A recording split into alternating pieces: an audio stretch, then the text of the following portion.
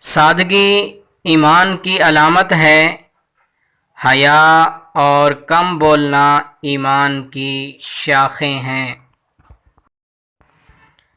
زیادہ سوچنے سے بہتر ہے کہ استغفار کیا جائے۔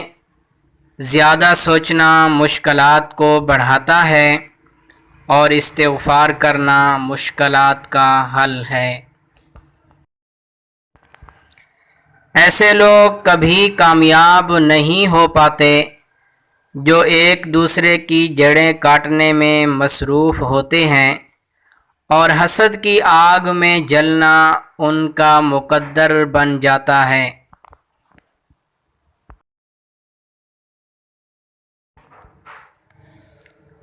کبھی صفائی نہ دو اپنے سچا ہونے کی، اگر تم سچے ہو تو تمہارا رب جانتا ہے، بس یہی بہت ہے۔ ہم روز گناہ کرتے ہیں، وہ چھپاتا ہے اپنی رحمت سے۔ ہم مجبور ہیں اپنی عادت سے، وہ مشہور ہے اپنی رحمت سے۔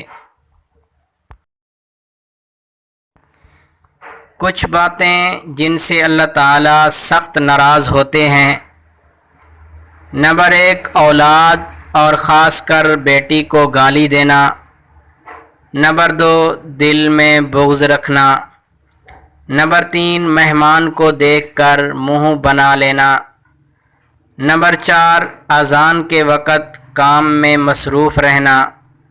نمبر 5، ماں باپ کی عقل کو کوسنا۔ نمبر 6، نماز کے بعد دعا نہ مانگنا۔ نمبر 7، دسترخوان پہ باتیں کرتے رہنا۔ نمبر 8، کھڑے ہو کر پانی پینا۔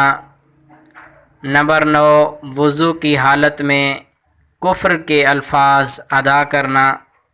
اچھی باتیں دوسروں تک پہنچانا بھی صدقہ جاریہ ہے۔